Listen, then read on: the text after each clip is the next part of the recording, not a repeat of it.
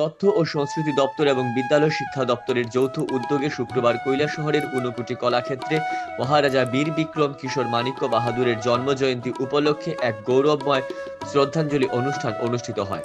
অনুষ্ঠানের উদ্বোধন করেন ঊনকোটি জেলা পরিষদের সভাধিপতি অমলেন্দু দাস। মহারাজা বীর বিক্রম কিশোর মাণিক্য আমরা 19 আগস্ট ওনার জন্মজয়ন্তী পালন করেছি এবং আমাদের ডিস্ট্রিক্ট লেভেল প্রোগ্রামটা বিভিন্ন কারণে আমরা ওই সময় করতে পারি অনুষ্ঠান থাকার কারণে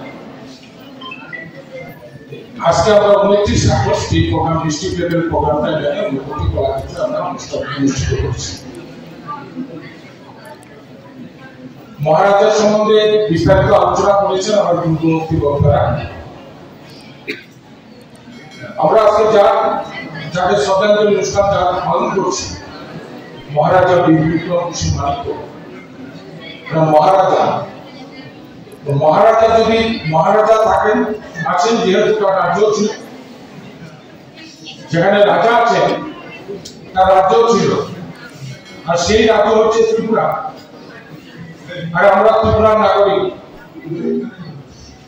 তাহলে এই ত্রিপুরার যে রাজন্য ইতিহাস সেটা আমাদের জানা থাকা দরকার, এবং বিশেষ করে যারা আমাদের নতুন প্রজন্ম আজকে যারা এখানে সামনে বসে আছে স্কুলের ছাত্রছাত্রী ভাই বোনেরা, তাদের ক্ষেত্রে এটা জানা খুবই প্রয়োজন। যে রাজ্যের আমরা নাগরিক, যে রাজ্যে আমরা বসবাস করছি, সেই রাজ্যের ইতিহাস, সেই রাজ্যের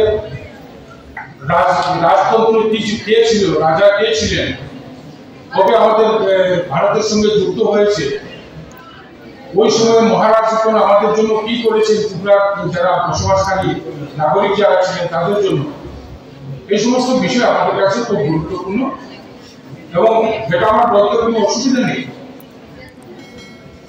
যে বিগত সরকারের আমলে এই রাজ পরিবার এবং রাজন্য ইতিহাসকে গুরুত্ব দেওয়া হয়।